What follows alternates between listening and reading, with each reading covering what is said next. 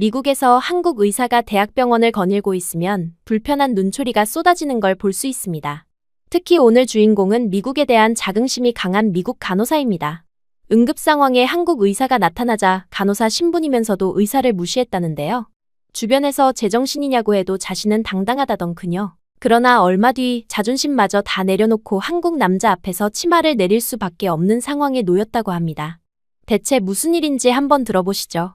구독과 좋아요는 감동 블라썸에 큰 힘이 됩니다. 저는 메디슨 브룩스예요. 뉴욕 메디컬 센터 외과병동에서 근무하는 간호사입니다. 스탠포드 간호대학을 수석으로 졸업했고 학부 때부터 교수들이 제게 타고난 간호사라고 칭찬했었어요. 졸업과 동시에 이 병원에 스카우트되어 3년째 근무하고 있는데 지금까지 누구도 제 실력을 의심하지 않았습니다. 제가 담당한 환자들의 재입원율은 병동 평균보다 30% 낮았고 환자 만족도 조사에서는 항상 상위 5% 안에 들었어요. 특히 복잡한 수술 후 관리나 중환자 케어에서 제 능력은 인정받고 있었습니다. 병원장도 제가 참석하는 컨퍼런스에서 우리 병원의 자랑이라고 소개할 정도였어요. 이런 성과들이 쌓이면서 저는 자연스럽게 미국 의료 시스템의 우수성을 대표하는 인물이라고 생각하게 되었습니다. 하지만 솔직히 말하면 저에게는 하나의 문제가 있었어요. 바로 외국 출신 의료진들에 대한 시각이었습니다. 특히 동양계 의사나 간호사들을 볼 때면 무의식적으로 얼굴이 굳어졌고 그들의 판단이나 실력을 의심하는 경우가 많았어요. 이런 생각이 처음 생긴 건 1년 전이었습니다. 인도 출신 레지던트가 환자의 약물 용량을 잘못 계산해서 큰 사고가 날 뻔했거든요. 그때부터 저는 역시 미국 교육을 받지 않으면 안 되라는 생각을 갖게 되었어요. 물론 미국인 의사들도 실수를 하지만 유독 외국 출신 의료진의 실수만 기억에 오래 남았습니다. 카페테리아에서 식사할 때도 저는 항상 미국인 동료들과만 앉았어요. 동양계 의료진들이 자신들끼리 모여있는 모습을 보면 역시 끼리끼리 모이는구나라고 생각했습니다. 그들이 자국어로 대화하는 모습을 보면 더욱 불편했어요. 여기는 미국인데 왜 영어로 말하지 않지? 라는 생각이 들었거든요. 우리 병동에는 필리핀 출신 간호사 마리아와 인도 출신 간호사 프리아가 있었어요. 마리아는 20년 경력의 베테랑이었지만 저는 그녀가 환자 차트를 확인할 때마다 꼼꼼히 보고 있나? 하는 의심의 눈초리로 지켜봤습니다. 프리아가 약물을 준비할 때도 마찬가지였어요. 혹시 용량을 틀리지 않을까 하고 뒤에서 재확인하는 경우가 많았습니다. 그들이 실수를 할 때마다 저는 속으로 생각했어요. 역시 현지 교육을 받지 않아서 그래. 하지만 정작 제가 실수를 했을 때는 누구나 할 수 있는 실수라고 넘겼습니다. 이런 이중잣대를 적용하면서도 저는 그것이 차별이라고 생각하지 않았어요. 그저 현실적인 우려라고 포장했습니다. 특히 한국 출신 레지던트 김 선생님을 볼 때는 더 심했어요. 그가 환자 상태를 설명할 때마다 아예 시선을 피하거나 불편한 표정을 지었습니다. 그의 영어 발음이 완벽하지 않다는 이유로 환자들도 불편해한다고 스스로 합리화했어요. 사실 김 선생님은 실력이 뛰어났는데도 말이에요. 간호사 스테이션에서 동료들과 대화할 때도 저는 종종 이런 말을 했습니다. 요즘 외국인 의사들이 너무 많이 들어오는 것 같지 않아? 환자들이 불안해하던데. 다른 미국인 간호사들도 제 말에 동조하는 경우가 많았어요. 이런 대화들이 쌓이면서 저는 점점 더 확신을 갖게 되었습니다. 그런데 어느 월요일 아침, 우리 병동에 새로운 의사가 부임했어요. 이강현이라는 이름의 한국인 응급의학과 전문의였습니다. 키가 185cm 정도로 크고 어깨가 넓었는데 첫인상부터 다른 아시아 의사들과는 달랐어요. 하지만 여전히 말수가 적었습니다. 이강현입니다. 잘 부탁드립니다. 그는 첫 인사를 할 때도 무표정했어요. 목소리는 낮고 차분했지만 감정을 읽기 어려웠습니다. 병동 소개를 받을 때도 고개만 끄덕였고 질문이 있냐는 물음에도 없습니다. 라고 짧게 답했어요. 그리고는 바로 업무에 투입되었습니다. 저는 그를 보자마자 또 다른 이방인이 왔다는 생각에 내심 불편했어요. 또 다른 아시아 의사구나. 이번엔 한국인이네. 얼마나 버틸지 지켜보자라는 마음이었습니다. 특히 그의 조용한 성격이 마음에 들지 않았어요. 미국 의료진들은 보통 활발하고 소통을 중시하는데 그는 정반대였거든요. 첫 주 동안 저는 그의 모든 행동을 주의 깊게 관찰했습니다. 그는 아침 7시에 정확히 출근해서 밤 9시까지 병원에 있었어요. 점심시간에도 카페테리아에서 혼자 먹었고 다른 의사들과 어울리려고 하지 않았습니다. 회진 중에도 필요한 말만 했고 농담이나 잡담은 전혀 하지 않았어요. 더 이상한 건 그의 업무 방식이었습니다. 다른 의사들은 보통 간호사에게 지시만 내리는데 그는 직접 환자 침상까지 와서 상태를 확인했어요. 심지어 환자의 이불을 다시 덮어주거나 물컵을 채워주는 일까지 했습니다. 저는 속으로 생각했어요. 의사가 왜 저런 일까지 해? 간호사 일을 빼앗는 건가? 첫 주가 지나면서 저는 그의 업무 스타일을 관찰했어요. 정확히 말하면 그의 실수를 찾고 있었습니다. 하지만 이상하게도 그는 흠잡을 곳이 없었어요. 환자 차트를 꼼꼼히 확인했고 처방도 신중했습니다. 그래도 저는 마음속으로 겉으로만 그럴 거야라고 생각했어요. 그러던 어느 토요일 밤, 제가 이강현 의사와 함께 응급당직에 투입되었습니다. 사실 저는 그와 함께 근무하는 것이 내키지 않았어요. 하지만 스케줄상 어쩔 수 없었습니다. 주말 야간 당직은 항상 예측 불가능했거든요. 술에 취한 환자들, 교통사고 환자들, 갑작스러운 심정지 환자들까지 모든 상황에 대비해야 했어요. 저녁 10시까지는 비교적 조용했습니다. 몇 명의 경미한 외상 환자들과 복통 환자 정도였어요. 이강현 의사는 여전히 말이 없었지만 환자 한 명 한 명을 매우 꼼꼼히 진찰했습니다. 저는 그 모습을 보며 역시 아시아인답게 융통성이 없네라고 생각했어요. 그런데 오후 11시 15분쯤 갑자기 응급실이 긴박해졌습니다. 호흡곤란 환자 들어옵니다. ETA 3분. 응급구조사의 무전이 울려 퍼졌어요. 저는 즉시 응급처치실을 준비했습니다. 산소 공급 장치를 점검하고 정맥로 확보를 위한 도구들을 준비했어요. 이강현 의사도 차분하게 가운을 입고 장갑을 끼웠습니다. 구급차 사이렌 소리가 점점 가까워지더니 자동문이 열리면서 응급구조사들이 환자를 밀고 들어왔어요. 60대 후반으로 보이는 남성 환자였는데 얼굴이 창백하고 입술이 파랗게 변해 있었습니다. 갑작스럽게 숨쉬기 어려워한다고 해서 출동했습니다. 혈압 160, 맥박 120, 호흡수 28회, 산소 포화도 85%입니다. 응급구조사의 보고를 들으며 저는 즉시 환자에게 산소 마스크를 씌웠어요. 그리고 18게이지 정맥 카테터로 정맥로를 확보했습니다. 환자는 가쁜 숨을 쉬며 숨이 안 쉬어져요 라고 말했어요. 이강현 의사는 즉시 환자에게 다가가 청진기를 꺼냈습니다. 폐음을 확인하고 심음도 들었어요. 그리고 환자의 목을 만져보며 정맥 팽창 여부를 확인했습니다. 다리도 눌러보며 부종을 체크했어요. 흉부 엑스레이 촬영하겠습니다. 그가 지시하자 방사선 기사가 즉시 이동식 엑스레이 장비를 가져왔어요. 촬영하는 동안 저는 우리 병원의 표준 프로토콜을 떠올렸습니다. 60대 남성, 급성 호흡곤란, 산소 포화도 저하. 이런 증상이면 10중 8구 급성 폐부종이었어요. 저는 확신을 갖고 프로세마이드 40mg을 준비했습니다. 이는 급성 폐부종 환자에게 가장 먼저 사용하는 표준 치료약이었거든요. 체내 수분을 제거해서 폐의 부담을 줄여주는 이뇨제였어요. 미국 간호대학에서 배운 대로라면 이것이 정답이었습니다. 엑스레이 결과가 나왔어요. 양쪽 폐하에 흐릿한 음영이 보였습니다. 전형적인 폐부종 소견이었어요. 저는 더욱 확신했습니다. 의사 선생님, 프로세마이드 준비되었습니다. 저는 자신만만하게 말했어요. 하지만 이강현 의사는 아직 엑스레이 필름을 보고 있었습니다. 그리고 다시 환자를 살펴봤어요. 간호사님, 잠깐만요. 이강현 의사가 제 손을 막았어요. 그의 표정은 심각했지만 목소리는 여전히 차분했습니다. 다른 약을 준비해주세요. 니트로글리세린부터요. 저는 당황했어요. 프로세마이드는 폐부종 환자에게 가장 먼저 사용하는 표준 치료약이었거든요. 미국 의료진이라면 누구나 아는 상식이었습니다. 더군다나 제가 3년간 이런 케이스를 수십 번 봤는데 한 번도 틀린 적이 없었어요. 의사 선생님, 폐부종 환자에게는 프로세마이드가 먼저 투여되어야 하는 것 아닌가요? 엑스레이에서도 명확한 폐부종 소견이 보이는데요. 제 목소리에는 의심이 담겨 있었어요. 솔직히 말하면 짜증도 났습니다. 미국에서 3년간 쌓은 경험과 지식에 대한 확신이 있었거든요. 더군다나 상대는 한국인 의사였어요. 미국 의료 시스템을 제대로 이해하고 있는지 의문이었습니다. 환자 상태를 다시 보세요. 목 정맥 팽창이 없고 하지 부종도 없어요. 그리고 흉통을 호소하고 있습니다. 이건 단순 폐부종이 아닙니다. 이강현 의사의 목소리는 차분했지만 단호했어요. 하지만 저는 고개를 저었습니다. 제 판단에 확신이 있었거든요.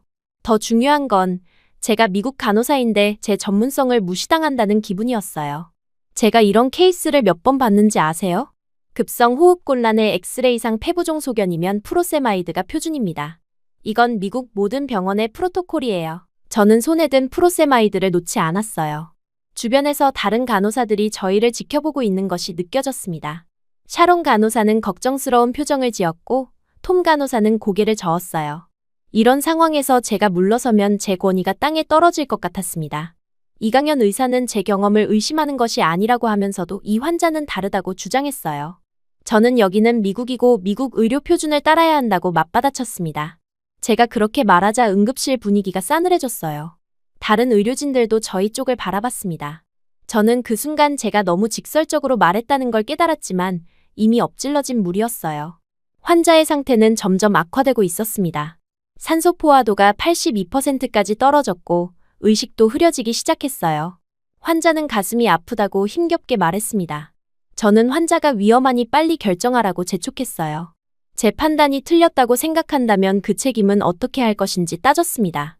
그 순간 이강현 의사는 자신이 책임지겠다고 단호하게 말했어요. 이강현 의사는 제 손에서 프로세마이드를 가져가며 자신이 직접 하겠다고 했습니다. 그의 눈빛이 달라졌어요. 평소에는 조용하고 무표정했는데 그 순간만큼은 강렬한 의지가 느껴졌습니다. 저는 그 모습에 잠시 말문이 막혔어요. 그는 약물실로 가서 니트로글리세린과 다른 약들을 가져왔어요. 그리고 환자에게 투약을 시작했습니다. 저는 그 모습을 보며 화가 났어요. 미국 간호사인 제 전문성을 무시당한 기분이었거든요. 하지만 놀라운 일이 일어났습니다. 투약 후 10분도 안 되어 환자의 호흡이 안정되기 시작했어요. 산소 포화도도 95%까지 올라갔습니다. 엑스레이 결과를 보니 급성 관상동맥 증후군으로 인한 시민성 폐부종이었어요. 제가 준비한 프로세마이드를 먼저 썼다면 환자 상태가 더 악화되었을 거예요. 저는 말문이 막혔습니다. 제가 틀렸다는 사실을 인정하기 싫었지만 환자는 명백히 호전되고 있었어요. 다른 의료진들도 이강현 의사의 정확한 판단에 감탄하고 있었습니다. 병원 선임의인 존슨 의사가 다가와서 제게 말했어요. 운으로 넘긴 건 실력이 아니라고, 환자 생명이 달린 문제인데 왜 고집을 부렸냐고 질책했습니다. 그의 말은 전곡을 찔렀어요. 저는 변명할 말을 찾지 못했습니다. 그저 운이 좋았을 뿐이라고 얼버무렸어요. 그때 이강현 의사가 환자 상태를 확인하고 돌아오더니 조용히 제게 말했습니다. 그게 당신 가족이라도 운이라고 하겠냐는 것이었습니다. 그 한마디가 제 가슴을 관통했어요. 단순하고 담담한 목소리였지만 그 안에는 환자에 대한 책임감과 의료진으로서의 사명감이 담겨 있었습니다. 저는 그 순간 제가 얼마나 오만했는지 깨달았어요. 이강현 의사는 더 이상 말하지 않고 다른 병실로 향했습니다. 저는 그 자리에 서서 멍하니 그의 뒷모습을 바라봤어요. 제가 지금까지 가지고 있던 확신과 자부심의 균열이 생기기 시작했습니다. 그날 밤, 집으로 돌아가는 길에 저는 계속 생각했어요. 제가 환자를 치료하는 건지 아니면 제 자존심을 지키려고 하는 건지 모르겠더라고요. 미국에서 받은 교육과 경험이 전부가 아닐 수도 있다는 생각이 들었습니다. 이강현이라는 한국인 의사가 제 앞에 나타난 건 어쩌면 제가 가지고 있던 편견과 오만함을 돌아보라는 신호였을지도 몰라요. 하지만 그때는 아직 그것을 완전히 받아들일 준비가 되어 있지 않았습니다. 다만 제 세계에 작은 균열이 생겼다는 것만은 분명했어요. 그 사건 이후로 저는 이상하게 이강현 의사에게서 눈을 떼지 못하게 되었어요. 처음에는 분명히 그의 실수를 잡기 위해서였습니다. 제가 틀렸다는 사실을 인정하고 싶지 않았거든요. 혹시라도 그가 실수를 하면 역시 그때도 운이 좋았을 뿐이라고 말할 수 있을 거라고 생각했어요. 월요일 아침, 저는 일찍 병원에 나가서 이강현 의사의 회진을 지켜봤습니다. 그는 정확히 오전 7시에 도착해서 환자 차트를 하나하나 꼼꼼히 확인했어요. 다른 의사들은 대부분 간호사들이 정리해준 요약본만 보는데 그는 직접 모든 검사 결과와 경과 기록을 읽었습니다. 심지어 전날 밤 간호 기록까지 세밀하게 체크했어요. 제가 기록한 환자 관찰 내용까지 빠짐없이 읽더라고요. 평소 다른 의사들은 간호 기록을 대충 훑어보는 정도였는데 그는 달랐습니다. 환자가 밤에 몇 번 깼는지, 어떤 호소를 했는지, 식사는 얼마나 했는지까지 일일이 확인했어요. 저는 그 모습을 보며 속으로 생각했습니다.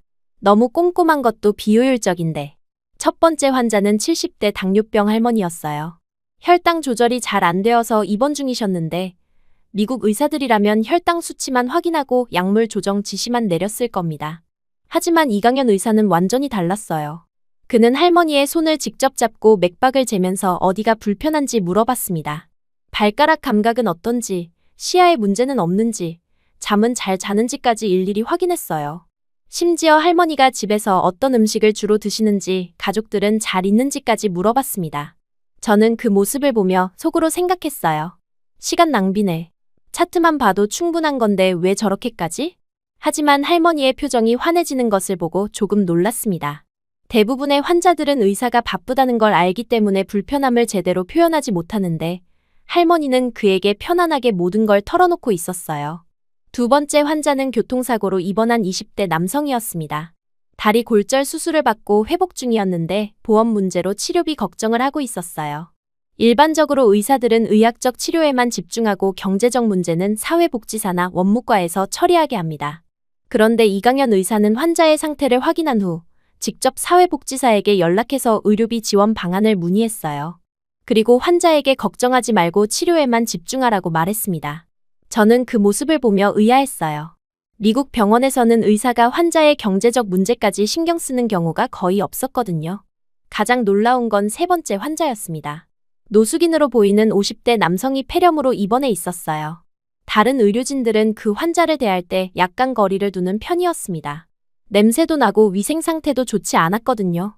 심지어 몇몇 간호사들은 그 환자 담당을 꺼려하기도 했어요. 하지만 이강현 의사는 전혀 다른 태도를 보였습니다. 그는 환자에게 존댓말로 대화하며 정중하게 진찰했어요. 환자가 기침을 할 때마다 등을 토닥여주고 물을 떠다 줬습니다. 심지어 환자의 더러워진 손을 직접 닦아주기까지 했어요. 저는 그 모습을 보며 이해할 수 없었습니다. 저라면 장갑을 두 겹 끼고도 꺼려했을 일이었거든요. 다른 간호사들도 비슷한 반응이었어요. 하지만 그 환자는 이강현 의사를 보는 눈빛이 완전히 달랐습니다. 마치 천사를 보는 것 같은 표정이었어요. 오후에는 더 이상한 일이 일어났어요. 청소 직원이 갑자기 아파서 조퇴를 하게 되었는데 그날 담당했던 병실들의 청소가 늦어지게 되었습니다. 일반적으로는 다음날 아침에 처리하거나 다른 청소 직원이 추가 근무를 하게 되는 상황이었어요. 그런데 이강현 의사가 직접 걸레를 들고 병실을 청소하기 시작한 거예요. 간호사들이 말리려고 했지만 그는 환자들이 깨끗한 환경에서 치료받는 게 중요하다며 묵묵히 청소를 계속했습니다. 저는 그 모습을 보며 어이가 없었어요. 의사가 청소까지 하다니. 미국에서는 상상할 수 없는 일이었습니다. 각자의 전문 영역이 명확히 구분되어 있는데 그 경계를 넘나드는 행동이 이해되지 않았어요. 하지만 환자들의 반응이 예상과 달랐습니다. 모두들 감동해했고 그에게 더욱 신뢰를 보내는 것 같았어요. 다음 날도 마찬가지였어요. 이강현 의사는 새벽 2시까지 중환자실에 남아서 위독한 환자를 지켰습니다. 의무는 아니었지만 환자 가족이 멀리 살아서 밤에 올 수 없다는 이유로 자발적으로 남은 거였어요. 저는 그런 그의 모습을 보며 점점 더 혼란스러워졌습니다. 일주일이 지나면서 저는 깨달았어요. 제가 그의 실수를 잡으려고 관찰하고 있었는데 정작 실수는커녕 완벽에 가까운 모습만 보게 된 거예요. 아니, 완벽이라기보다는 인간적이라는 표현이 맞을 것 같았습니다. 미국 의사들은 효율성을 중시해요. 시간당 몇 명의 환자를 봐야 하고 어떤 검사를 얼마나 빨리 처리해야 하는지가 중요했습니다. 환자와의 상호작용도 필요한 정보만 주고받는 정도였어요. 감정적인 교류는 오히려 비전문적이라고 여겨지는 경우가 많았습니다. 하지만 이강현 의사는 정반대였어요. 시간이 오래 걸려도 환자 한 명 한 명에게 충분히 집중했고 의학적 치료뿐만 아니라 정서적 돌봄까지 신경 썼습니다. 돈도 명예도 아닌 사람이 먼저인 그의 태도는 저에게 큰 의문을 던졌어요. 특히 인상적이었던 건 말기 암 환자를 대하는 그의 모습이었어요. 60대 여성 환자가 항암치료 부작용으로 고생하고 있었는데 다른 의사들은 의학적 처치에만 집중했습니다. 하지만 이강현 의사는 환자와 긴 대화를 나눴어요. 치료에 대한 두려움, 가족에 대한 걱정, 앞으로의 계획까지 모든 걸 들어줬습니다. 때로는 30분이 넘게 환자 곁에 앉아서 이야기를 나누기도 했어요. 저는 그 모습을 보며 의문이 들었습니다. 왜 그는 저런 수고를 굳이 할까? 의사로서의 의무는 이미 다 했는데 왜 그 이상을 하려고 하는 걸까요? 처음에는 단순히 한국 문화의 차이라고 생각했어요. 하지만 시간이 지날수록 그게 아니라는 걸 깨달았습니다. 그의 행동에는 일관된 철학이 있었어요. 환자를 단순히 치료 대상이 아니라 한 명의 인간으로 보는 시각이었습니다.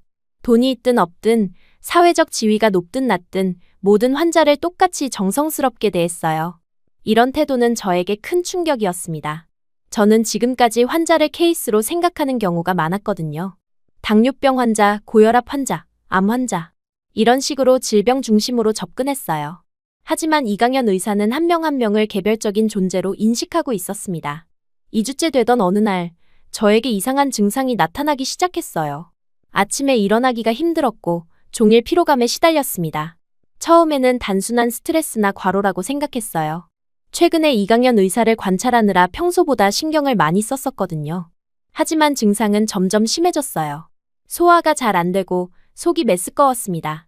두통도 자주 생겼고 집중력도 떨어졌어요.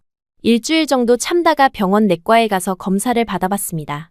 담당 의사는 스트레스성 소화불량 같다고 하며 소화제를 처방해줬어요. 하지만 약을 먹어도 증상은 나아지지 않았습니다. 오히려 더 심해지는 것 같았어요. 체중도 조금씩 빠지기 시작했고 얼굴색도 안 좋아졌습니다. 한 달이 지나도 상황은 비슷했어요.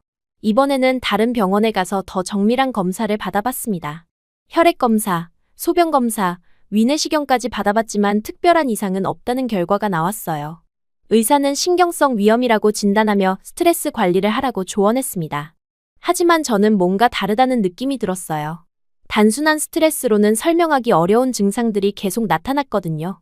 식욕부진, 복부 팽만감, 그리고 설명하기 어려운 전신 무력감까지. 이런 증상들이 지속되면서 업무에도 영향을 미치기 시작했습니다. 동료들이 제 상태를 걱정하기 시작했어요. 평소 활발했던 제가 급격히 조용해졌고 얼굴도 많이 야위었거든요. 몇몇 동료들은 제게 휴가를 내고 충분히 쉬라고 조언했습니다. 세 번째 병원에서도 비슷한 결과가 나왔어요. 모든 검사 수치는 정상 범위 내에 있었고 특별한 이상 소견도 발견되지 않았습니다. 의사는 정신적 스트레스가 신체 증상으로 나타나는 것 같다며 정신과 상담을 권하기도 했어요. 그런데 네 번째 병원에서 한 소화기내과 전문의가 다른 가능성을 제기했습니다. 제 증상이 희귀 소화기 질환의 초기 증상과 유사하다는 것이었어요. 정확한 진단을 위해서는 더 정밀한 검사가 필요하다고 했습니다. 추가 검사 결과 정말로 희귀한 소화기 질환이라는 진단을 받았어요. 이 질환은 미국에서는 매우 드물게 발생하는 병이었습니다. 연간 발병률이 10만 명당 2명 정도로 대부분의 의사들이 실제 사례를 접해본 적이 없는 질환이었어요. 문제는 이 질환에 대한 치료 경험이 있는 의사를 찾기가 어렵다는 점이었습니다. 몇 군데 병원에 문의해봤지만 대부분 이론적인 치료법만 제시할 뿐 실제 경험은 부족했어요. 어떤 의사는 더 큰 대학병원에 가보라고 하기도 했습니다. 그런데 우연히 한 의사로부터 충격적인 얘기를 들었어요. 이 질환은 아시아, 특히 한국에서는 그리 드물지 않은 병이라는 것이었습니다. 한국에서는 연간 발병률이 10만 명당 30명 정도로 미국보다 10배 이상 높다고 했어요. 그리고 더 놀라운 건 우리 병원에 그 질환을 잘 아는 의사가 있다는 것이었습니다. 바로 이강연 의사였어요. 그는 한국에서 이 질환을 여러 번 치료한 경험이 있다고 했습니다. 저는 그 순간 복잡한 감정에 휩싸였어요. 제가 그토록 무시하던 한국인 의사가 제 병을 치료할 수 있는 유일한 사람이라니. 아이러니가 따로 없었습니다. 자존심이 상했지만 동시에 희망도 생겼어요. 며칠 동안 고민했습니다. 과연 내가 그에게 진료를 받아야 할까? 제가 무시하고 편견을 가졌던 그 사람에게 도움을 요청해야 할까? 하지만 병세는 점점 악화되고 있었어요. 더 이상 미룰 수 없는 상황이었습니다. 제 자존심과 편견 때문에 건강을 해칠 수는 없었어요. 그리고 솔직히 말하면 지난 몇 주 동안 그를 관찰하면서 느낀 것들이 있었습니다. 그의 의료진으로서의 능력과 인품에 대한 의구심은 이미 많이 사라진 상태였어요. 결국 저는 이강연 의사를 찾아가기로 결심했습니다. 그동안 제가 가졌던 편견과 자존심을 내려놓고 환자로서 그에게 도움을 요청하기로 한 거예요. 하지만 여전히 마음 한구석에는 불편함이 남아 있었습니다. 과연 그는 저를 어떻게 대할까요? 제가 그동안 보여준 태도를 기억하고 있을까? 이런 걱정들이 머릿속을 맴돌았어요. 하지만 그보다 더 큰 건 제 건강이었습니다. 더 이상 망설일 수 없었어요. 이강연 의사의 진료실 문을 두드리는 순간 제 심장은 격렬하게 뛰고 있었어요. 지금까지 제가 보여준 태도들이 머릿속을 스쳐 지나갔습니다. 그에 대한 무시, 편견, 그리고 며칠 전 응급실에서의 대립까지. 과연 그가 저를 어떤 시선으로 바라볼까 하는 두려움이 앞섰어요. 들어오라는 그의 목소리가 들렸고 저는 천천히 문을 열었습니다. 이강연 의사는 책상에 앉아 환자 차트를 보고 있었어요. 제가 들어서자 고개를 들어 저를 바라봤는데 그의 표정에는 놀라움도 없었고 불편함도 없었습니다. 그저 평상시와 같은 차분한 모습이었어요. 그는 제게 앞에 의자에 앉으라고 했습니다. 저는 조심스럽게 앉으며 어떻게 말을 시작해야 할지 고민했어요. 제가 그동안 그에게 보여준 태도를 생각하면 사과부터 해야 할 것 같았지만 입이 떨어지지 않았습니다. 이강연 의사가 먼저 입을 열었어요. 어떤 증상으로 오셨는지 물어봤습니다. 그의 목소리는 여느 환자를 대할 때와 똑같이 전문적이고 따뜻했어요. 마치 저와의 과거 일들은 전혀 기억하지 않는 것처럼 말입니다. 저는 떨리는 목소리로 제 증상을 설명했어요. 지속되는 피로감, 소화불량, 체중 감소 그리고 다른 병원들에서 받은 진단 결과까지 모두 털어놨습니다. 그는 제 말을 끝까지 들어준 후 몇 가지 질문을 더했어요. 언제부터 증상이 시작되었는지, 가족력은 어떤지, 평소 식습관은 어떤지 등등. 저는 최대한 정확하게 답변하려고 노력했습니다. 그러면서도 마음 한편으로는 과연 그가 저를 제대로 치료해줄까 하는 의구심이 남아있었어요. 이강현 의사는 제 설명을 다 들은 후 신체 검사가 필요하다고 말했습니다. 그리고 간호사를 불러서 검사 가운을 가져오라고 지시했어요. 저는 그 순간 깨달았습니다. 제가 환자가 되어 그 앞에서 옷을 벗어야 한다는 사실을 말이에요. 간호사가 가운을 가져다 주고 나가자 이강현 의사는 잠시 나갔다가 들어오겠다고 했습니다. 저는 혼자 남겨진 진료실에서 떨리는 손으로 옷을 벗기 시작했어요. 간호사로 일하면서 수많은 환자들이 이런 상황을 겪는 것을 봐왔지만 막상 제가 당하니 전혀 다른 기분이었습니다. 특히 제가 그토록 무시하던 사람 앞에서 이런 무력한 모습을 보여야 한다는 게 견디기 어려웠어요. 치마를 벗는 순간 저는 눈물이 핑 돌았습니다. 이게 제가 겪을 일인가 싶어서 자존심이 무너지는 느낌이었어요. 검사 가운으로 갈아입고 침대에 누웠을 때 이강현 의사가 다시 들어왔습니다. 그는 제 상태를 확인한 후 신중하게 복부 촉진을 시작했어요. 그의 손길은 정확하고 조심스러웠습니다. 어떤 부위에서 통증이 있는지, 덩어리가 만져지는지 세밀하게 확인했어요. 복부 검사가 진행되면서 저는 극도의 부끄러움을 느꼈습니다. 제가 간호사로서 다른 환자들에게 이런 검사를 받으라고 안내했던 적이 수없이 많았는데 막상 제가 받게 되니 이렇게 굴욕적인 일인지 몰랐어요. 특히 제가 그동안 무시했던 한국인 의사 앞에서 말입니다. 더욱 당황스러운 건 내진 검사가 필요하다는 말이었어요. 하복부의 정확한 진단을 위해서는 불가피하다고 설명했습니다. 저는 그 순간 정말 굴욕감을 느꼈어요. 제가 그토록 무시하던 그 사람 앞에서 가장 수치스러운 검사를 받아야 한다는 현실이 받아들여지지 않았습니다. 하지만 이상한 일이 일어났어요. 이강현 의사는 제 불편함을 최대한 배려해 주었습니다. 검사 과정을 미리 설명해주고 아프면 언제든 말하라고 했어요. 그리고 여성 간호사를 동석시켜서 제가 최대한 편안할 수 있도록 배려했습니다. 검사하는 동안에도 괜찮은지 계속 물어봤어요. 그의 손길은 어떤 사적인 감정도 섞이지 않은 순수한 의료진의 손길이었습니다. 마치 제가 소중한 환자인 것처럼 신중하게 대해줬어요. 예전 같았으면 이런 상황에서 조롱하거나 우쭐할 수도 있었을 텐데 그는 전혀 그런 기색이 없었습니다. 오히려 제가 최대한 편안할 수 있도록 신경 써주었어요. 그 모습을 보며 저는 복잡한 감정에 휩싸였습니다. 검사가 끝난 후 이강현 의사는 추가 정밀 검사가 필요하다고 말했어요. 혈액 검사, 내시경, CT 촬영을 통해 정확한 진단을 내려야 한다고 했습니다. 그리고 일단 입원 치료를 받는 것이 좋겠다고 권했어요. 저는 그의 말을 들으며 안도감을 느꼈습니다. 드디어 제 병을 정확히 진단하고 치료받을 수 있다는 희망이 생겼거든요. 동시에 그동안 제가 그에 대해 가졌던 편견이 얼마나 잘못된 것이었는지 깨달았어요. 입원 수속을 마치고 병실에 누워있을 때 저는 많은 생각이 들었습니다. 제가 간호사로서 환자들을 대할 때와 실제로 환자가 되어 치료받을 때의 차이를 몸소 느꼈어요. 환자의 입장에서는 의료진의 작은 배려 하나하나가 얼마나 소중한지 알 수 있었습니다. 첫날 밤이 가장 힘들었어요. 복통과 메스꺼움 때문에 잠을 이룰 수 없었습니다. 새벽 1시쯤 간호사 콜 버튼을 눌렀는데 당직 간호사 대신 이강현 의사가 나타났어요. 그는 아직 병원에 남아 있었던 거였습니다. 제가 아프다고 하자 그는 즉시 진통제를 처방해 줄 수 있다고 말했어요. 하지만 약물에만 의존하기보다는 다른 방법도 함께 시도해보자고 제안했습니다. 복부 마사지나 따뜻한 찜질이 도움이 될 수 있다고 설명했어요. 그리고 정말로 따뜻한 수건을 가져와서 제 배에 올려주었습니다. 그 순간 저는 당황했어요. 의사가 직접 이런 일까지 해주다니. 미국에서는 상상할 수 없는 일이었거든요. 하지만 그의 자연스러운 모습에 점점 마음이 편해졌습니다. 다음 날부터 본격적인 검사가 시작되었어요. 이강현 의사는 제 병의 원인을 찾기 위해 정말 집요하게 파고들었습니다. 단순히 의학적인 검사뿐만 아니라 제 생활 습관까지 자세히 물어봤어요. 어떤 음식을 주로 먹는지, 스트레스는 어떻게 받는지, 운동은 하는지, 잠은 잘 자는지까지. 심지어 어린 시절에 앓았던 병, 가족들의 건강 상태, 그리고 최근의 심리적 변화까지 세세하게 물어봤습니다. 처음에는 왜 이런 것까지 묻나 싶었는데 나중에 알고 보니 이 질환의 발병 원인을 찾기 위한 중요한 단서들이었어요. 가장 놀라웠던 건 그의 회진 방식이었습니다. 하루에도 몇 번씩 병실에 와서 제 상태를 확인했어요. 아침 7시, 점심 12시, 저녁 6시, 그리고 밤 9시까지. 다른 의사들은 보통 하루 한 번 회진하는 것이 일반적인데 그는 정말 자주 와서 살펴봤어요. 그리고 매번 올 때마다 제가 불편한 것은 없는지, 아픈 곳은 없는지 꼼꼼히 물어봤습니다. 단순히 의학적인 상태만 확인하는 게 아니라 제 기분이나 심리 상태까지 신경 써주었어요. 병원 음식이 입에 맞는지, 잠은 잘 자는지, 가족들은 어떻게 지내는지까지 관심을 보였습니다. 특히 기억에 남는 건 어느 날 밤 늦은 시간이었어요. 제가 복통 때문에 잠들지 못하고 있을 때 이강연 의사가 병실에 들어왔습니다. 그는 제 상태를 확인한 후 따뜻한 차를 한 잔 가져왔어요.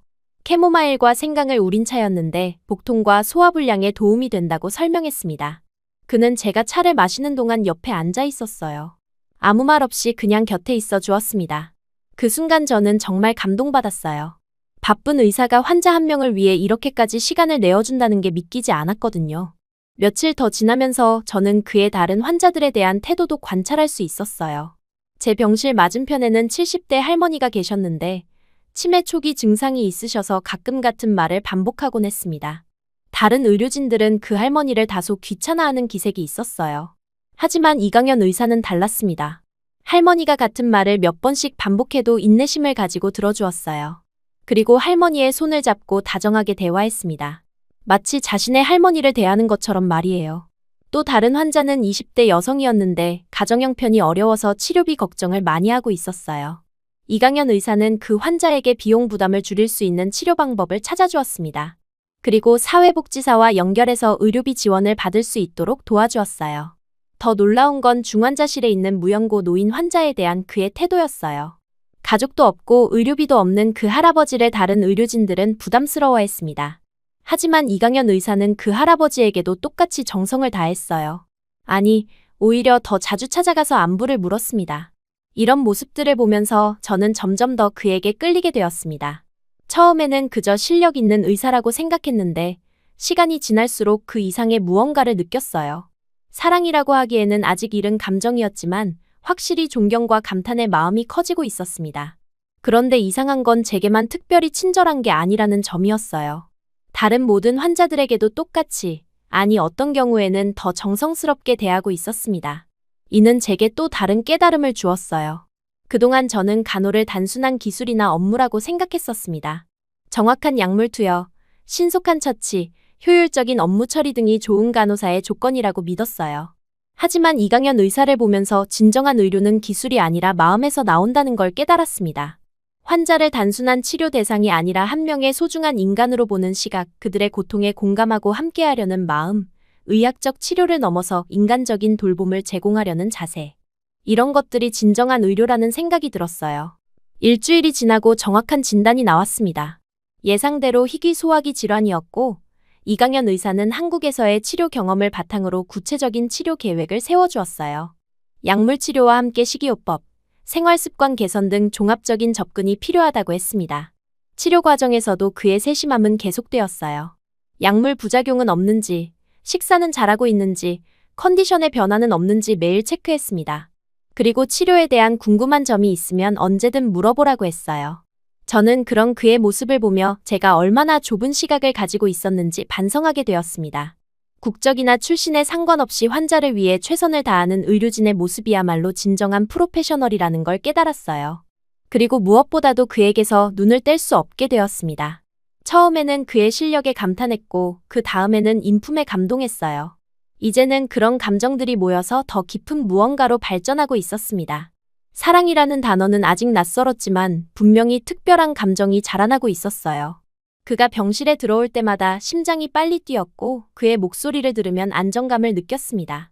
그리고 그가 다른 환자들을 돌보는 모습을 보면 더욱 존경스러웠어요. 하지만 동시에 복잡한 감정도 있었습니다. 제가 그동안 그에게 보여준 태도를 생각하면 부끄러웠거든요. 편견과 무시, 그리고 응급실에서의 대립까지. 과연 그가 그런 제 모습을 잊을 수 있을까 하는 걱정도 들었어요. 이번 2주차가 되면서 제 상태는 많이 호전되었습니다. 이강현 의사의 치료가 효과를 보이고 있었어요. 복통도 줄어들었고 식욕도 돌아왔습니다. 체중도 조금씩 증가하기 시작했어요. 퇴원을 앞두고 있던 어느 날 저녁, 이강현 의사가 마지막 회진을 왔습니다. 그는 제 상태를 확인한 후 앞으로의 관리 방법에 대해 설명해 주었어요. 정기적인 외래 진료를 받아야 하고 생활 습관도 계속 주의해야 한다고 했습니다. 그리고 마지막에 한마디 덧붙였어요. 앞으로도 몸에 이상이 있으면 언제든지 연락하라고 했습니다. 그 말을 들으며 저는 안도감과 동시에 아쉬움을 느꼈어요. 이제 그를 매일 볼 수 없다는 생각에 섭섭함이 몰려왔습니다. 퇴원하는 날, 저는 그에게 진심으로 감사 인사를 전했어요. 단순히 병을 치료해준 것뿐만 아니라 저에게 많은 깨달음을 준 것에 대해서도 고마웠습니다. 그는 담담하게 미소 지으며 빨리 완전히 회복되기를 바란다고 말했어요. 병원을 나서면서 저는 많은 것이 달라졌다는 걸 느꼈습니다. 단순히 몸이 나아진 것뿐만 아니라 마음도 변화했어요. 그리고 이강현이라는 사람에 대한 제 감정도 완전히 바뀌어 있었습니다. 이제 그는 제게 단순한 동료 의사가 아니라 특별한 존재가 되어 있었어요. 퇴원 후 병원으로 다시 출근하는 첫날, 저는 많은 것이 달라졌다는 걸 느꼈어요. 단순히 몸이 회복된 것뿐만 아니라 마음가짐도 완전히 바뀌어 있었습니다. 환자들을 바라보는 시각이 달라졌고, 무엇보다 이강현 의사에 대한 제 감정이 예전과는 완전히 다른 상태였어요. 하지만 제가 변했다고 해서 주변 사람들도 그대로인 건 아니었습니다. 오히려 제 변화를 의심스러워하는 시선들이 느껴졌어요. 특히 제가 입원 중에 이강현 의사의 치료를 받았다는 사실이 알려지면서부터였습니다. 처음에는 단순한 관심 정도였어요. 동료들이 제 건강을 걱정하며 어떤 치료를 받았는지 물어봤습니다. 저는 솔직하게 이강현 의사가 담당이었다고 말했어요. 그때만 해도 별다른 반응은 없었습니다. 문제는 그 다음부터였어요. 며칠이 지나면서 병원 내에 이상한 소문이 퍼지기 시작했습니다. 저와 이강현 의사 사이에 뭔가 특별한 일이 있었다는 추측들이었어요. 처음에는 단순한 소문인 줄 알았는데 점점 더 구체적이고 악의적인 내용으로 발전해갔습니다. 간호사 스테이션에서 동료들이 수군거리는 소리를 우연히 들었어요. 동양계 의사한테 마음이 간 미국 간호사라는 표현이었습니다. 치료받다가 사랑에 빠졌다는 말도 있었고요. 그런 말들을 들을 때마다 제 얼굴이 달아올랐습니다.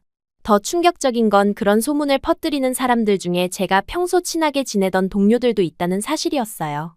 샤론 간호사는 제 앞에서는 아무 말 안 했지만 다른 사람들에게는 제가 한국 의사에게 빠졌다고 말하고 다녔습니다. 가장 견디기 어려웠던 건 그런 편견의 언어들이 제가 한때 스스로 사용하던 것들이라는 점이었어요. 동양계 의료진에 대한 조롱, 문화적 우월감에서 나온 비하 발언들. 이제 그 모든 것들이 저를 향하고 있었습니다. 톰 간호사는 대놓고 의사랑 사귀면 편하겠다는 농담을 던졌어요. 승진이나 좋은 케이스 배정받기 쉬울 거라는 뜻이었습니다. 그런 말을 들을 때마다 저는 화가 났지만 동시에 부끄러웠어요. 예전에 제가 다른 사람들에게 했던 말들과 똑같았거든요. 환자들의 반응도 달라졌습니다. 몇몇 환자들은 저를 이상한 눈으로 바라봤어요. 특히 나이 든 백인 환자들 중에는 노골적으로 불편해하는 분들도 있었습니다. 한 할아버지는 제게 다른 간호사로 바꿔달라고 요청하기까지 했어요. 처음에는 이런 상황이 견디기 어려웠습니다. 제가 왜 이런 시선을 받아야 하는지 억울했어요. 저는 단지 아픈 환자로서 치료를 받았을 뿐인데 마치 무슨 잘못을 저지른 것처럼 취급받는 기분이었습니다. 하지만 며칠이 지나면서 저는 이런 상황을 다르게 받아들이기 시작했어요. 이것이 제가 그동안 다른 사람들에게 했던 일들의 결과라는 걸 깨달았습니다. 제가 동양계 의료진들에게 보였던 편견과 무시, 그것들이 이제 저에게 돌아온 거였어요. 그리고 무엇보다 중요한 건 저는 더 이상 예전의 메디슨이 아니라는 사실이었습니다. 이강현 의사를 통해 배운 것들, 환자로서 겪었던 경험들이 저를 완전히 바꿔놓았어요. 이제 저는 그런 편견들에 맞서 싸우고 싶었습니다. 반박하거나 변명하는 대신 저는 조용히 제 행동으로 보여주기로 결심했어요. 이강현 의사가 환자들을 대하는 방식을 배워서 제 업무에 적용하기 시작했습니다. 그는 환자를 단순히 치료 대상이 아니라 함께 살아내는 사람처럼 대했거든요. 가장 먼저 바뀐 건 제가 환자들에게 인사하는 방식이었어요. 예전에는 업무적으로 필요한 말만 했는데 이제는 진심으로 안부를 물었습니다. 어떤 기분인지, 밤에 잠은 잘 잤는지, 가족들은 잘 있는지까지 관심을 가졌어요. 특히 제가 과거에 피했던 환자들에게 더 신경을 썼습니다. 노숙인 환자가 입원했을 때 예전에 저라면 최소한의 접촉만 했을 거예요. 하지만 이제는 달랐습니다. 그분이 불편하지 않도록 세심하게 배려했고 다른 환자들과 똑같이 정성스럽게 돌봤어요. 처음에는 어색했습니다. 동료들의 시선도 의식되었고 환자들도 제 변화를 의아해했어요. 하지만 시간이 지나면서 환자들의 반응이 달라지기 시작했습니다. 제가 진심으로 대하니까 그들도 마음을 열어주었어요. 가장 기억에 남는 건 70대 당뇨병 환자 할머니였습니다. 처음 입원하셨을 때는 매우 까다로우신 분이었어요. 간호사들에게 이것저것 불만을 표하시고 작은 일에도 화를 내셨습니다. 다른 간호사들은 그 할머니를 꺼려했어요. 하지만 저는 이강연 의사가 환자들을 대하는 방식을 떠올리며 할머니께 접근했습니다. 왜 화가 나시는지, 무엇이 불편하신지 진심으로 들어봤어요. 알고 보니 할머니는 혼자 사시는 분이었고 아프다는 게 무서우셔서 그런 행동을 하신 거였습니다. 제가 할머니의 이야기를 끝까지 들어드리고 불안해하지 마시라고 위로해드렸더니 완전히 달라지셨어요. 그 후로는 저만 보시면 환하게 웃으시며 손자 이야기, 젊었을 때 이야기를 들려주셨습니다. 다른 간호사들이 그 변화에 놀라워할 정도였어요. 이런 변화들이 쌓이면서 동료들의 시선도 조금씩 달라지기 시작했습니다. 여전히 저와 이강연 의사에 대한 소문은 있었지만 제 업무 태도에 대해서는 인정하는 분위기였어요. 환자들의 만족도도 눈에 띄게 향상되었습니다. 한 달 정도 지났을 때 이강연 의사와 마주칠 기회가 있었어요. 복도에서 우연히 만났는데 그가 저를 보더니 고개를 돌리며 말했습니다. 요즘 많이 달라지셨다고 했어요. 환자들 사이에서 제 평판이 좋아졌다는 얘기를 들었다고 했습니다. 그 말을 들으니 정말 기뻤어요. 제가 노력한 것들을 그가 알아봐 주었다는 사실이 무엇보다 감사했습니다. 저는 처음으로 그에게 환하게 웃으며 대답했어요. 그게 당신 때문이라고 솔직하게 말했습니다. 그런데 그의 다음 말이 저를 더욱 감동시켰어요. 환자를 대하는 마음이 나 때문이 아니길 바란다고 했습니다. 그 말의 의미가 처음에는 이해되지 않았는데 곰곰 생각해보니 깊은 뜻이 있었어요. 그는 제가 그를 좋아해서 변한 것이 아니라 진짜로 환자들을 위해서 변하기를 바라고 있었던 거예요. 개인적인 감정보다는 직업정신을 앞세우는 그의 모습이었습니다. 그리고 그런 그의 태도가 저를 더욱 깊이 끌어당겼어요. 그 순간 저는 깨달았습니다. 제가 그에게 느끼는 감정이 단순한 호감이 아니라는 걸 말이에요. 사랑이라는 감정 이전의 존경이 자라나고 있었습니다. 그의 인품과 철학, 환자를 대하는 자세 모든 것이 저를 변화시키고 있었어요. 하지만 동시에 그와의 거리감도 느꼈습니다. 그는 항상 전문적인 관계를 유지하려고 했어요. 개인적인 감정을 업무에 개입시키지 않으려는 그의 신념이 느껴졌습니다. 그리고 그런 그의 모습이 오히려 더 매력적으로 보였어요. 병원 내 소문은 여전히 계속되었습니다. 몇몇 동료들은 제가 이강연 의사를 의식해서 행동한다고 수군거렸어요. 하지만 저는 더 이상 그런 말들에 신경 쓰지 않기로 했습니다. 제가 변한 이유가 무엇이든 결과적으로 환자들에게 더 나은 간호를 제공하고 있으니까요. 오히려 저는 그런 편견들과 적극적으로 맞서기 시작했어요. 동료들이 동양계 의료진에 대해 부정적인 발언을 할 때 조용히 반박했습니다. 실력으로 평가해야 한다고, 출신이나 국적은 중요하지 않다고 말했어요. 처음에는 동료들이 저를 이상하게 봤습니다. 예전의 메디슨과는 완전히 다른 모습이었거든요. 하지만 시간이 지나면서 몇몇 동료들은 제 말에 공감하기 시작했어요. 특히 젊은 간호사들 중에는 저를 지지하는 분들도 생겼습니다. 가장 큰 변화는 제 자신에게서 일어났어요. 예전에는 미국 간호사라는 자부심이 곧 다른 사람들에 대한 우월감으로 이어졌는데 이제는 그런 자부심을 더 건설적인 방향으로 사용하게 되었습니다. 정말 실력 있는 간호사가 되기 위해 노력했어요. 이강연 의사의 회진을 관찰하며 배우는 것도 많았습니다. 그가 환자들과 어떻게 소통하는지, 어떤 방식으로 돌봄을 제공하는지 유심히 지켜봤어요. 그리고 그런 방식들을 제 업무에 적용해 보았습니다. 특히 그의 세심함을 배우려고 노력했어요. 환자 한 명 한 명의 특성을 파악하고 그에 맞는 맞춤형 간호를 제공하는 방식이었습니다. 단순히 매뉴얼대로 하는 것이 아니라 환자의 개별적인 상황을 고려하는 거였어요. 예를 들어 당뇨병 환자라도 나이, 가족 상황, 경제적 조건 등에 따라 접근 방식을 달리했습니다. 젊은 환자에게는 질병 관리의 중요성을 강조했고 나이 든 환자에게는 생활 습관 개선보다는 현실적인 관리 방법을 제시했어요. 이런 변화들이 누적되면서 제 업무 만족도도 크게 높아졌습니다. 예전에는 단순히 일을 끝내는 것이 목표였다면 이제는 환자 한 명 한 명이 조금이라도 더 편안하기를 바라는 마음으로 일했어요. 환자들의 반응도 놀라울 정도로 달라졌습니다. 제가 담당하는 환자들의 회복 속도가 빨라졌고 재입원율도 줄어들었어요. 환자 만족도 조사에서도 좋은 점수를 받았습니다. 이런 결과들이 나오자 동료들도 제 변화를 인정하기 시작했어요. 하지만 여전히 일부 동료들은 제가 이강현 의사 때문에 변했다고 생각했습니다. 개인적인 감정 때문에 업무 태도가 바뀐 거라고 보는 시각이었어요. 그런 시선들이 때로는 부담스럽기도 했지만 저는 계속 제 길을 가기로 했습니다. 어느 날 이강현 의사와 함께 응급 상황을 처리할 기회가 있었어요. 심정지 환자가 들어왔는데 저희가 함께 응급처치를 했습니다. 그때 보인 저희 변화된 모습에 그가 놀라는 것 같았어요. 예전에 저라면 자존심 때문에 그의 지시를 따르기 어려워했을 텐데 이제는 자연스럽게 협력했습니다. 환자를 살리는 것이 가장 중요하다는 생각으로 완벽한 팀워크를 보여줬어요. 결과적으로 환자를 성공적으로 소생시킬 수 있었습니다. 그 일이 있은 후 이강현 의사가 저에게 말했어요. 정말 많이 성장했다고, 이제는 진정한 의료진의 모습을 갖췄다고 했습니다. 그 말을 들었을 때 제가 얼마나 기뻤는지 모르실 거예요. 그의 인정을 받는다는 것이 무엇보다 소중했습니다.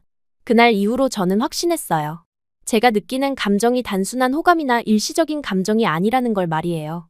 이강현 의사에 대한 존경과 감탄, 그리고 그를 통해 성장하고 있는 제 자신에 대한 만족감. 이 모든 것들이 복합적으로 작용해서 특별한 감정으로 발전하고 있었습니다. 하지만 저는 아직 그 감정을 사랑이라고 부르기는 주저했어요.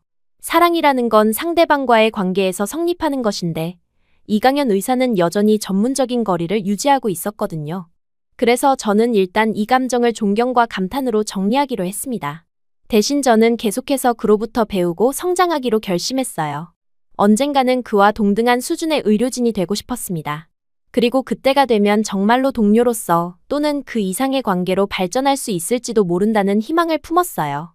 그렇게 저는 병원 내의 편견과 소문들 속에서도 꿋꿋하게 제 길을 걸어갔습니다. 이강현 의사가 보여준 길을 따라가면서 동시에 제만의 색깔을 만들어가는 과정이었어요. 그리고 그 과정에서 진정한 의료진이 무엇인지, 환자를 어떻게 대해야 하는지를 배워갔습니다. 시간이 흘러 1년 정도가 지났을 때 이강현 의사로부터 예상치 못한 소식을 들었어요. 그가 한국으로 귀국하게 되었다는 것이었습니다. 가족 사정과 함께 한국에서 새로운 의료 프로젝트에 참여하게 되었다고 했어요. 그 소식을 들었을 때 저는 마치 하늘이 무너지는 것 같은 기분이었습니다. 지난 1년 동안 저는 그와 함께 일하면서 의료진으로서 엄청난 성장을 이뤘어요. 그의 영향으로 완전히 새로운 사람이 되었다고 해도 과언이 아니었습니다. 그런데 이제 그가 떠난다니 앞으로 어떻게 해야 할지 막막했어요. 하지만 동시에 저는 깨달았습니다. 제가 그에게 느끼는 감정이 단순한 동료애나 존경심을 넘어선 것이라는 걸 말이에요. 그가 떠난다는 생각만으로도 이렇게 마음이 아프다는 건 분명히 특별한 감정이 있다는 증거였어요. 며칠 동안 고민했습니다. 과연 제가 어떤 선택을 해야 할까요? 이곳에 남아서 지금까지 쌓아온 커리어를 계속 이어갈 것인가? 아니면 완전히 새로운 도전을 해볼 것인가? 결정을 내리기까지 정말 많은 생각이 들었어요. 결국 저는 용기를 내어 이강현 의사에게 제 마음을 털어놓았습니다. 그와 함께 한국에 가고 싶다고, 그곳에서 새로운 시작을 하고 싶다고 말했어요. 물론 두려움도 있었지만 그보다는 함께하고 싶다는 마음이 더 컸습니다. 이강현 의사는 제 말을 듣고 놀라는 것 같았어요. 한국에서의 생활이 쉽지 않을 거라고, 언어와 문화의 차이 때문에 많은 어려움이 있을 거라고 걱정해줬습니다. 하지만 저는 이미 마음을 정했다고 대답했어요. 그렇게 저는 인생에서 가장 큰 결정을 내렸습니다. 미국에서의 안정적인 생활을 포기하고 한국으로 가는 것이었어요. 가족들과 친구들은 모두 반대했습니다. 왜 굳이 그런 모험을 하려고 하느냐며 만류했어요. 하지만 저는 확신했습니다. 이것이 제 인생에서 가장 중요한 선택이라는 걸 말이에요. 단순히 이강현 의사를 따라가는 것이 아니라 진정한 의료인으로서 더 넓은 세계를 경험하고 싶었습니다. 한국행 비행기에 오르던 날, 저는 긴장과 설렘이 교차하는 복잡한 감정을 느꼈어요. 새로운 나라, 새로운 문화, 새로운 언어. 모든 것이 도전이었지만 그 도전을 통해 더 성장할 수 있을 거라는 기대감이 있었습니다. 한국에 도착한 첫날부터 충격의 연속이었어요. 우선 언어 장벽이 생각보다 훨씬 높았습니다. 이강현 의사가 통역을 해줬지만 환자들과 직접 소통하기에는 한계가 있었어요. 한국어를 배우는 것이 가장 급선무였습니다. 그래서 저는 집중적으로 한국어 공부를 시작했어요.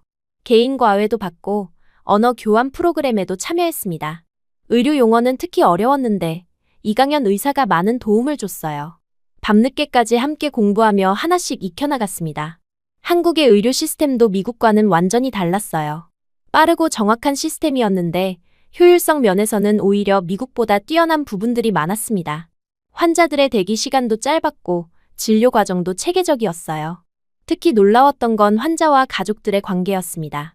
미국에서는 환자 개인의 자율성을 중시하는데 한국에서는 가족 전체가 치료 과정에 적극적으로 참여했어요.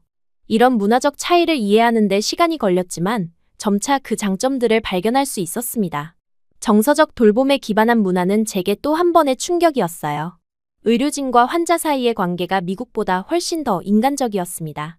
환자의 감정이나 심리 상태를 중시하고 치료 과정에서도 이런 요소들을 고려했어요. 처음 몇 달은 정말 힘들었습니다. 언어도 서툴고 문화도 낯설어서 실수를 많이 했어요. 환자들과 제대로 소통하지 못해서 오해가 생기기도 했고 한국의 의료 관습을 몰라서 당황스러운 상황들도 있었습니다. 하지만 포기하지 않았어요. 이강현 의사의 도움과 격려 그리고 한국 동료들의 친절한 지원 덕분에 조금씩 적응해 나갔습니다. 특히 간호사들이 저를 따뜻하게 받아줘서 많은 힘이 되었어요. 6개월 정도 지나면서 드디어 한국어로 환자들과 기본적인 소통이 가능해졌습니다. 그 과정은 정말 험난했어요. 매일 밤 한국어 교재를 붙들고 앉아서 의료 용어를 외우고 발음 연습을 반복했습니다. 이강현 의사가 저녁마다 저와 함께 앉아서 하나씩 가르쳐주는 시간이 가장 소중했어요. 처음으로 한국어로 환자의 상태를 확인하고 위로의 말을 건넸을 때를 아직도 생생하게 기억해요. 70대 할머니 환자분이셨는데 무릎 수술 후 회복이 더디어서 우울해하고 계셨습니다. 저는 떨리는 목소리로 할머니께 한국어로 말씀드렸어요. 아프시겠지만 조금씩 나아지실 거라고, 저희가 끝까지 도와드릴 거라고요. 제 서툰 한국어를 들으신 할머니가 갑자기 환하게 웃어주셨어요. 그리고 제 손을 꼭 잡으시며 고맙다고 하시더라고요. 외국에서 온 의사가 자신을 위해 한국어를 배워서 말을 걸어준다는 게 얼마나 감동적이냐고 하셨습니다. 그 순간 제가 얼마나 기뻤는지 모르실 거예요. 눈물이 날 뻔했어요. 그날 이후로 제 한국어는 급속도로 늘었습니다. 환자들과 소통하고 싶다는 간절함이 최고의 동기가 되었어요. 어려운 의학 용어보다도 환자들의 마음을 어루만질 수 있는 따뜻한 말들을 먼저 배우려고 노력했습니다. 언어가 늘면서 한국 의료 문화의 깊이도 더 잘 이해할 수 있었어요. 환자를 가족처럼 돌보는 정서가 정말 인상적이었습니다. 미국에서는 개인의 프라이버시를 중시해서 거리를 두는 경우가 많았는데 한국에서는 의료진과 환자 사이에 진짜 가족 같은 유대감이 형성되더라고요. 특히 나이 드신 환자분들은 저를 손녀처럼 대해주셨어요. 제가 한국에 처음 와서 적응하기 어렵다는 얘기를 들으시면 오히려 환자분들이 저를 걱정해주시고 격려해주셨습니다. 이런 따뜻함은 미국에서는 경험해본 적이 없는 것이었어요. 치료 과정에서 보이는 세심한 배려도 놀라웠습니다. 단순히 의학적 치료만 하는 게 아니라 환자의 감정 상태나 가족 관계까지 고려해서 접근하더라고요. 예를 들어 수술을 앞둔 환자가 있으면 그분의 불안감을 덜어드리기 위해 가족들과 함께 충분한 상담 시간을 갖곤 했어요. 의료진들 간의 끈끈한 협력 관계도 인상적이었습니다. 미국에서는 각자의 전문 분야가 명확히 구분되어 있어서 업무적인 관계가 대부분이었는데 한국에서는 정말 한 가족처럼 서로를 도왔어요. 선후배 관계도 엄격하면서도 따뜻했고 어려운 일이 있으면 모두가 나서서 도와줬습니다. 이 모든 것들이 제게는 새로운 배움이었어요. 의료가 단순히 기술적인 영역이 아니라 인간관계와 정서적 교감이 중요한 분야라는 걸 더욱 깊이 깨달았습니다. 이강현 의사가 미국에서 보여줬던 그런 태도들이 사실은 한국의 의료 문화에서 나온 것이었다는 것도 알게 되었어요. 이강현 의사와의 관계도 이 과정에서 더욱 깊어졌습니다. 처음에는 업무적인 파트너십이었다면 이제는 진정한 인생의 동반자가 되어가고 있었어요. 제가 한국 생활에 적응하는 과정에서 그가 보여준 세심한 배려와 지원이 정말 고마웠습니다. 언어를 배울 때도 그는 제 최고의 선생님이었어요. 발음이 틀리면 인내심을 갖고 계속 교정해줬고 의료 용어를 외우느라 힘들어할 때는 재미있는 방법들을 찾아서 도와줬습니다. 때로는 밤늦게까지 함께 공부하면서 서로에 대해 더 많은 걸 알아가게 되었어요. 그의 어린 시절 이야기, 의사가 되기로 결심한 계기, 미국에서 경험했던 어려움들까지 개인적인 이야기들을 나누면서 우리는 단순한 동료를 넘어선 특별한 관계가 되어갔습니다. 저도 제 과거 이야기, 편견을 가졌던 시절의 부끄러운 기억들까지 솔직하게 털어놓았어요. 함께 어려움을 극복하고 서로를 이해해가는 과정에서 특별한 유대감이 형성되었습니다. 제가 환자와의 소통에서 실수를 했을 때도 그는 격려해줬고 반대로 그가 한국 복귀 후 적응에 어려움을 겪을 때는 제가 위로해줄 수 있었어요. 서로의 약한 모습까지 보여줄 수 있는 관계가 되었던 거죠. 특히 기억에 남는 건 제가 처음으로 한국어로 수술 설명을 했던 날이에요. 간단한 수술이었지만 환자분께 직접 설명드리는 게 너무 떨렸습니다. 이강현 의사가 옆에서 지켜보며 용기를 주었고 성공적으로 설명을 마쳤을 때 그가 정말 자랑스러워하는 모습을 봤어요. 그때 저는 그가 단순히 동료가 아니라 제 성장을 진심으로 응원하는 특별한 사람이라는 걸 확실히 느꼈습니다. 계절이 바뀌고 1년이 지났을 때 저희는 서로에 대한 감정을 확인하게 되었어요. 어느 봄날 저녁 병원에서 나와 함께 집으로 가는 길에 그가 먼저 말을 꺼냈습니다. 저와 함께 일하면서 느낀 감정이 단순한 동료애나 우정을 넘어선 것 같다고 조심스럽게 고백했어요. 저도 같은 마음이었다고 답했습니다. 미국에서부터 시작된 존경과 감탄이 한국에서의 생활을 통해 진정한 사랑으로 발전했다고 말했어요. 그날 밤 우리는 오랫동안 이야기를 나눴습니다. 서로의 마음을 확인하고 앞으로의 미래에 대해서도 진지하게 대화했어요. 그리고 자연스럽게 결혼을 결심하게 되었습니다. 두 사람이 함께 꿈꿔왔던 것들, 지역 사회에 기여하고 싶다는 공통된 목표, 그리고 서로를 통해 더 나은 사람이 되고 싶다는 마음까지. 모든 것이 완벽하게 맞아떨어졌어요. 결혼 준비 과정도 특별했습니다. 한국과 미국 두 나라의 전통을 모두 담아서 진행하기로 했어요. 두 문화를 존중하고 조화시키는 것이 쉽지는 않았지만 그 과정에서 서로의 문화를 더욱 깊이 이해할 수 있었습니다. 먼저 한국에서 전통 혼례를 올렸어요. 한복을 입고 전통 예식을 치르는 경험이 정말 신기하고 감동적이었습니다. 이강현 의사의 가족들이 저를 따뜻하게 받아주셔서 더욱 의미 있는 시간이었어요. 한국의 혼례 문화를 직접 경험하면서 가족의 의미와 혼인의 가치에 대해 다시 생각해 볼 수 있었습니다. 그리고 몇 달 후 미국에서 서양식 결혼식도 올렸어요. 제 가족과 친구들이 모인 자리에서 이강현 의사를 소개하는 것이 정말 뿌듯했습니다. 처음에는 제 선택을 이해하지 못했던 가족들도 그를 직접 만나보고는 완전히 마음을 열었어요. 두 문화가 조화롭게 어우러진 특별한 결혼식이었습니다. 한국의 정서와 미국의 자유로움이 만나서 정말 아름다운 하나의 이야기가 되었어요. 그날 저는 확신했습니다. 이 사람과 함께라면 어떤 도전도 즐겁게 받아들일 수 있을 거라고요. 결혼 후 저희는 서울 외곽의 한 주택가에 조그만 진료소를 열기로 했어요. 대형 병원에서 일하는 것도 좋았지만 지역 주민들과 더 가까이에서 소통하며 진료하고 싶다는 공통된 꿈이 있었습니다. 진료소를 준비하는 과정도 쉽지 않았어요. 한국의 의료 법규를 이해하고 필요한 허가를 받고 장비를 구비하는 모든 과정이 복잡했습니다.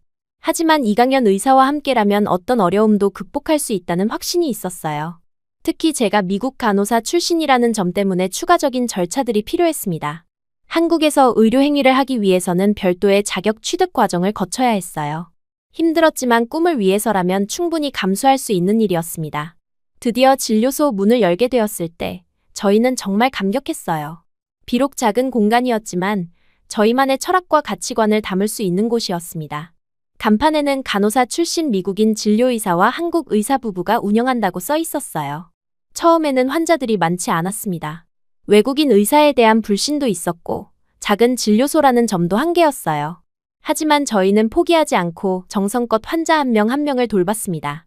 시간이 지나면서 입소문이 나기 시작했어요. 따뜻한 병원이라는 별명이 생겼고 특히 다문화 가정이나 외국인 노동자들이 먼저 찾아오는 공간이 되었습니다. 언어 소통에 어려움을 겪는 분들에게 제가 큰 도움이 될 수 있었어요. 베트남 출신 결혼 이민자 여성이 아이와 함께 온 적이 있었어요. 한국어가 서툴러서 다른 병원에서는 제대로 진료받기 어려웠다고 하더라고요. 저는 그분과 영어로 소통하며 자세한 상담을 해드릴 수 있었습니다. 필리핀 출신 간병인 분이 오셨을 때도 마찬가지였어요.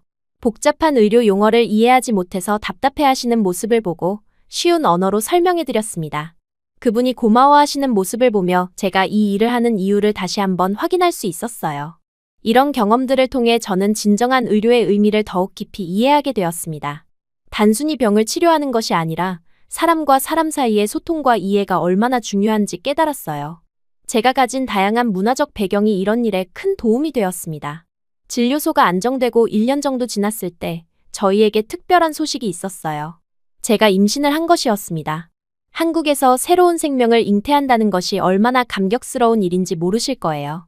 임신 기간 동안에도 저는 계속 진료소에서 일했습니다. 물론 무리하지 않는 선에서였지만 환자들을 돌보는 일을 멈출 수는 없었어요. 오히려 생명을 품고 있다는 사실이 환자들을 더욱 소중하게 느끼게 해줬습니다. 한국에서의 출산 경험도 특별했어요. 미국과는 다른 산후조리 문화, 가족들의 세심한 배려, 그리고 새 생명에 대한 축복. 모든 것이 제게는 새로운 문화적 경험이었습니다. 드디어 봄에 저희의 첫 아이가 태어났어요. 건강한 남자아이였습니다. 이름을 짓는 과정에서 저희는 많은 고민을 했어요. 한국과 미국 두 나라의 의미를 모두 담을 수 있는 이름을 원했거든요. 결국 희강이라는 이름을 지었습니다. 희망의 희와 강인함의 강자를 써서 희강이었어요. 어떤 어려움도 희망을 잃지 않고 강인하게 살아가라는 뜻을 담았습니다. 동시에 두 문화권에서 모두 자연스럽게 불릴 수 있는 이름이기도 했어요. 아이를 안고 진료소 앞에 서 있을 때 저는 감회가 새로웠습니다. 병원 간판 아래에서 제 아들을 바라보며 지금까지의 여정을 돌아봤어요. 미국에서 편견 가득했던 간호사에서 한국에서 진정한 의료인으로 거듭나기까지의 모든 과정이 주마등처럼 스쳐 지나갔습니다. 그때 저는 중요한 깨달음을 얻었어요. 제가 바뀐 건 단순히 사랑 때문이 아니라 존경 때문이었다는 것입니다. 이강연 의사에 대한 존경이 저를 변화시켰고 그 변화가 진정한 사랑으로 이어진 것이었어요. 그리고 이제야 진짜 간호사가 되었다는 생각이 들었습니다. 기술적인 면에서는 예전에도 충분히 유능했지만 마음으로 환자를 돌보는 진정한 간호사가 된 것은 한국에 와서였어요. 아니, 정확히는 사람을 돌보는 의사가 되었다고 해야겠네요. 희강이가 자라면서 저희 진료소도 계속 발전했습니다. 지역 주민들의 신뢰를 얻으면서 더 많은 환자들이 찾아오게 되었어요. 특히 다문화 가정이나 외국인들에게는 없어서는 안 될 소중한 공간이 되었습니다. 저는 제 아들이 자라서 이 진료소를 보며 자랑스러워할 수 있기를 바랐어요. 엄마와 아빠가 어떤 마음으로 사람들을 돌봤는지, 의료가 단순한 직업이 아니라 사명이라는 걸 이해해 주기를 원했습니다. 그렇게 저는 한국에서 완전히 새로운 인생을 시작했어요. 간호사에서 의사로, 미국인에서 한국인의 아내로, 그리고 한 아이의 엄마로. 모든 변화가 쉽지는 않았지만 그 과정에서 진정한 행복을 찾을 수 있었습니다. 이강연 의사와 함께 만들어가는 새로운 삶, 희강이와 함께하는 가족의 시간, 그리고 환자들을 돌보며 느끼는 보람. 이 모든 것들이 제게는 무엇과도 바꿀 수 없는 소중한 가치였어요. 미국에서의 성공적인 커리어를 포기한 것을 후회한 적은 없습니다. 오히려 그때의 결정이 있었기에 지금의 행복이 가능했다고 생각해요. 진정한 의료인으로서 그리고 한 인간으로서 성장할 수 있는 기회였습니다. 앞으로도 계속해서 이 길을 걸어갈 예정이에요. 희강이가 자라면서 보게 될 세상이 더욱 따뜻하고 포용적인 곳이 되기를 바라며 저희 부부는 계속해서 사람들을 돌보는 일에 헌신할 것입니다. 그것이 저희가 선택한 삶의 방식이고 앞으로도 변하지 않을 신념입니다.